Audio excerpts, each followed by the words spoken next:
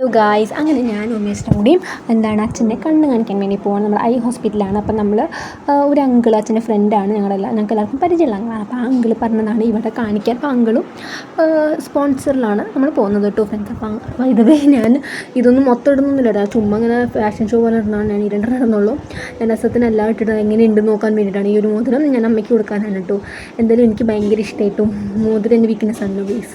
അങ്ങനെ എന്തായാലും കീച്ചേരിയാണ് കേട്ടോ സ്ഥലം. അപ്പോൾ നമ്മൾ ഓട്ടോയിലാണ് പോകുന്നത്. നമുക്ക് അറിയുന്ന ഒരു ഓട്ടോ ആണ്. അപ്പോൾ നമ്മൾ ഓൾറെഡി പറഞ്ഞു വെച്ചിട്ടുണ്ടായിരുന്നു ഈ ഒരു സമയത്ത് വരണം എന്നുള്ളത്. അതിന് ഷോർട്ട് കട്ടിലൂടെയൊക്കെയാണ് പോകുന്നത് കേട്ടോ. പിന്നെ വേഗം കറക്റ്റ് സമയത്ത് തന്നെ വന്നു. വേഗം ഞങ്ങൾ കയറി റെഡിയായി. അപ്പോൾ ഐ ഹോസ്പിറ്റലാണ്. അപ്പോൾ ജസ്റ്റ് ഒന്ന് ചെക്കപ്പ് ചെയ്യാമെന്ന് പറഞ്ഞിട്ട് അച്ഛൻ്റെ ഫ്രണ്ട് കൊണ്ടുപോകാം. അച്ഛൻ്റെ ഫ്രണ്ടാണ് കേട്ടോ. ആ അങ്കിൾ ഒരു മാഷ് തന്നെയാണ്. ഞങ്ങളെല്ലാവർക്കും പരിചയമുള്ള അങ്കിളാണ് കേട്ടോ. അപ്പോൾ അങ്കിളിന് നല്ലപോലെ അറിയുന്നൊരു സ്ഥലമാണ്. അങ്ങളിവിടെ എപ്പോഴും കാണിക്കണതായതുകൊണ്ട് നമ്മളോട് ജസ്റ്റ് ഒന്ന് പറഞ്ഞെന്നുള്ളൂ. അങ്ങനെ നമ്മൾ സ്ഥലം എത്തി. നല്ല ബ്യൂട്ടിഫുൾ ആയിട്ടുള്ള ഹോസ്പിറ്റലാണ്. നല്ല രസമുണ്ട് കേട്ടോ കാണാൻ.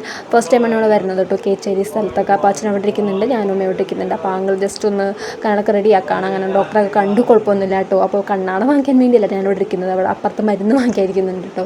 അങ്ങനെ മരുന്നൊക്കെ വാങ്ങിച്ചു. ഞങ്ങൾക്ക് സ്പ്രൈറ്റും ലേസൊക്കെ വാങ്ങിച്ചു ചുമ്മാതെ, കാരണം കുറച്ച് ദൂരം ഉണ്ടല്ലോ യാത്ര. അതുകൊണ്ട് നമ്മുടെ എൻ്റെ കിരൺ ഹോസ്പിറ്റലിനാണ് കേട്ടോ പേര്. അങ്ങനെ നമ്മൾ ലേസ് കഴിച്ചു, പിന്നെ സ്പ്രൈറ്റ് ഉണ്ടായിരുന്നു.